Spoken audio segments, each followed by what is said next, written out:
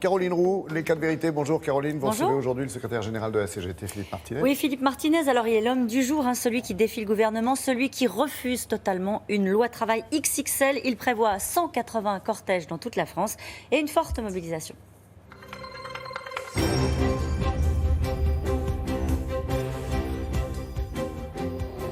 Bonjour Philippe Martinez. Bonjour. Alors depuis ce matin, on entend parler de bras de fer, de premier test social. Qu'est-ce que vous en espérez, vous, de cette première mobilisation ? Cette première mobilisation contribue à ce qui est accentuer le débat autour de l'enjeu de ces ordonnances et de la casse du droit du travail. Donc c'est beaucoup de débats durant toute la journée, aller convaincre des salariés et puis montrer qu'il y a un fort mécontentement autour de nombreux sujets. Il y a le droit du travail, mais il y a bien d'autres sujets qui génèrent du mécontentement. Première étape d'un bras de fer ou pas ? Je n'aime pas le mot de bras de fer. Première étape d'une mobilisation pour une prise de conscience plus large de ce qui se joue en ce moment. C'est pas trop tard ?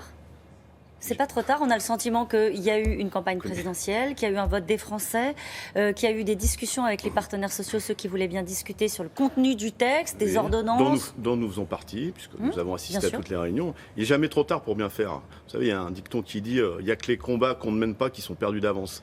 Donc il y a une vraie remise en cause du droit du travail. Il y a des enjeux importants pour toutes les classes de population, ceux qui ont un emploi, ceux qui n'en ont pas, ceux qui sont précaires, les jeunes.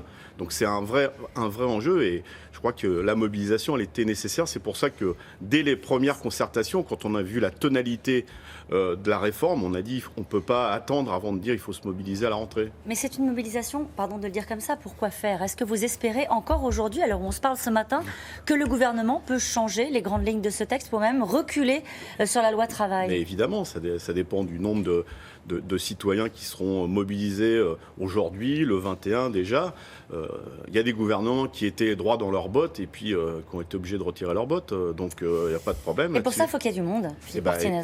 Effectivement, donc c'est ce qu'on a fait tout l'été, 1 million de tracts distribués, présence dans les entreprises, je me déplace beaucoup et je vois qu'il y a ce mécontentement autour de sujets, je le dis, autour du droit du travail, mais aussi des salariés, des privés d'emploi qu'on traite de feignants, par exemple, et qui disent nous, on veut travailler, on ne veut pas rester à la maison, des salariés qui souffrent parce qu'ils ont trop de travail. Voilà, c'est tout ça qui est en jeu aujourd'hui. Vous faites référence à la phrase du président de la République, il a parlé... À la dernière. La dernière, oui, il y en a eu d'autres, on va y revenir si vous le voulez. Les fainéants, les cyniques ou les extrémistes, vous êtes sentis visés dans quelle catégorie ?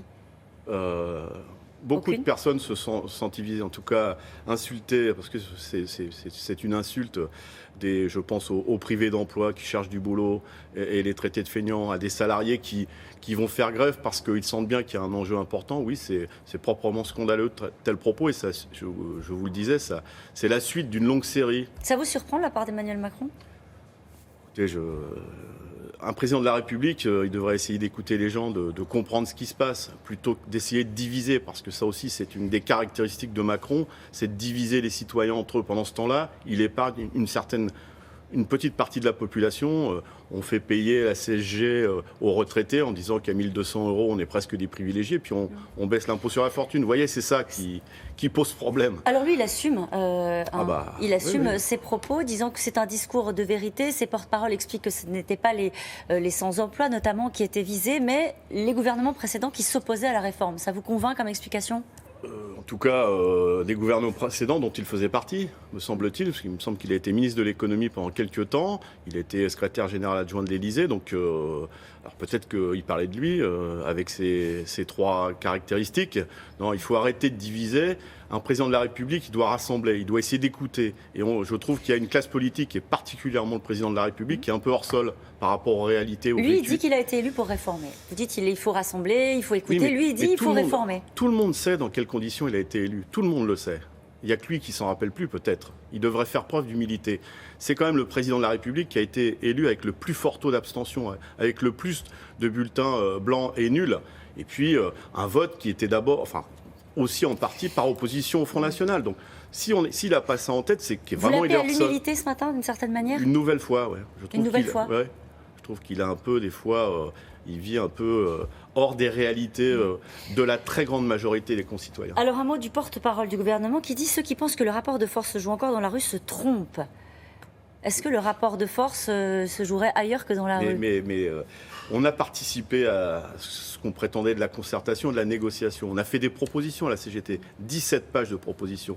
Parce que l'enjeu, c'est de renforcer le droit du travail. Et tout le monde sait qu'il n'y a aucun lien entre la hausse du chômage et le droit du travail. Quand on est mieux protégé, eh bien, on a moins de risques d'être licencié. Donc, Monsieur Castaner, évidemment, il y a un discours là aussi qu'on entend depuis des années. C'est-à-dire qu'on ne changera pas, le rapport de force, ça n'existe pas. Il ferait là aussi mieux de reprendre la réalité et de mieux analyser le résultat des élections. Le rapport de force, il jouera aussi dans les entreprises. Il y aura une mobilisation forte dans les entreprises aujourd'hui. Il y a plusieurs milliers d'appels à la grève dans les entreprises parce qu'il faut... je vous l'ai dit, derrière le droit du travail, il y a des questions de conditions de travail, il y a des questions de salaire, etc. etc. Il y a des tas de salariés qui ont des tas de revendications, que ce soit dans le privé et dans le public. Vous voyez, moi je veux saluer l'ensemble des personnels des services publics qui agissent aujourd'hui dans les îles aux Antilles. On leur dit, quand il y a ce genre d'événement, on dit c'est les meilleurs, ils sont vraiment bien. Puis pour les récompenser, on gèle leur point d'indice, vous voyez, on gèle leur salaire. Voilà comment on remercie ceux qui travaillent bien. C'est quand même un problème aussi. Emmanuel Macron sera confronté à une autre colère, sans doute aujourd'hui, celle des Antillais et des habitants de Saint-Barth et Saint-Martin qui ont tout perdu. Vous avez dit qu'il n'y aura pas que la CGT dans la rue, c'était dans le Parisien. À part Solidaire FSU, vous pensiez à qui ?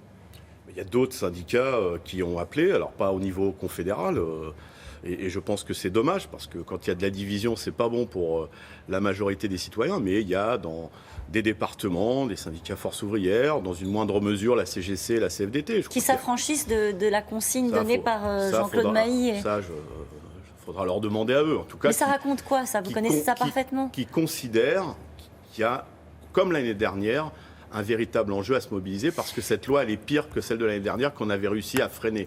Pas à arrêter, mais à freiner. C'est important que vous reparliez de l'année dernière. On a du mal à savoir ce qui est en train de se passer ce matin. C'est l'épilogue d'une mobilisation, celle qui a eu lieu après la loi El Khomri, ou est-ce que c'est le début d'autre chose ? Est-ce que, vous voyez ce que je veux dire ? Est-ce qu'on est en train de clore une séquence qui a été douloureuse pour le précédent gouvernement on continue le débat sur la question du droit du travail. Ceux qui ont des droits ne sont pas des privilégiés. Ce qui est anormal, c'est tous ceux qui n'ont pas de droit. Et je pense par exemple aux livreurs à vélo de Deliveroo, qui eux réclament, on les présente comme les travailleurs de l'avenir, eux ce qu'ils réclament, c'est des droits, une convention collective, des grilles de salaire. Vous voyez, comme les passéistes, j'allais dire, pour reprendre des mots du président de la République, c'est ça l'enjeu. Donc c'est le début de quelque chose, et en même temps c'est la continuité d'une explication. Quand on a des droits, on n'est pas un privilégié. C'est la normalité. Parce que sinon, on peut considérer que le travail informel, c'est l'avenir. On peut considérer que le travail pour des enfants, c'est l'avenir. Si c'est ce monde-là qu'on nous prépare, je ne suis pas sûr que ça soit un monde moderne. Est-ce que vous diriez qu'il y a une partie des Français qui n'ont pas encore pris forcément la mesure de ce qu'il y a dans ce texte ? Oui, c'est pour ça qu'on continue les explications. Puis il y a une telle diversité de situations que je comprends que pour une partie de la jeunesse, pour ceux qui sont privés d'emploi, la priorité c'est de trouver du boulot. Et puis ils se disent, bon, les droits on verra plus tard. Donc il faut discuter, il faut expliquer. C'est ce qu'on essaye de faire, ce qu'essayent de faire des milliers de militants de la CGT au quotidien, aux portes des entreprises, aux portes des services. Philippe Martinez-si, c'est un échec aujourd'hui. D'ailleurs, ce serait quoi un échec ? Ce serait une mobilisation à 200 000 personnes, comme on le lit depuis ce matin. Oui, je ne sais pas d'où sort ce chiffre. Pour nous, c'est déjà un succès parce qu'on voit bien que le débat il est ancré dans la population sur les questions de droit au travail. Il y a près de 200 manifestations, donc il va y avoir du monde. Si vous me posez la question, est-ce que ça sera assez ? Je réponds non, il faudra que le 21, il y ait encore plus de monde. C'est le début d'un processus et c'est très bien. Quelle que soit la mobilisation d'aujourd'hui, il y aura une mobilisation le 21 ? Oui, c'est déjà annoncé, vous pouvez le noter. Ça veut dire quoi ? Ça veut dire que si ça ne prend pas, malgré tout, vous continuez à dire au gouvernement... Je vous ai dit que ça avait pris déjà. Et quels sont vos indicateurs ? Vous connaissez ça parfaitement, nous moins. Mais quand il y a 200 manifestations, près de 200 manifestations dans le pays, vous voyez ce que ça veut dire. C'est que dans certains départements, il va y avoir 3, 4 lieux de manifestation. Moi, je vois bien l'effervescence qu'il y a autour de... Les débats qu'il y a. Il y a quelque chose qui est... Le décor est planté, j'allais dire. Après, à nous de travailler avec d'autres pour convaincre. Avec d'autres, avec Jean-Luc Mélenchon ? Avec les étudiants, avec d'autres syndicats. Avec Jean-Luc Mélenchon, non ? Mélenchon, je pense, sera au bord du cortège, comme il le fait régulièrement, pour saluer les manifestants, comme Benoît Hamon, comme Pierre Laurent, je suppose, et d'autres. Alors on se dit rendez-vous le 21, c'est ça ? Si vous m'invitez le 21, je viendrai. Allez, au 21. Merci beaucoup. Ça vous, Laurent.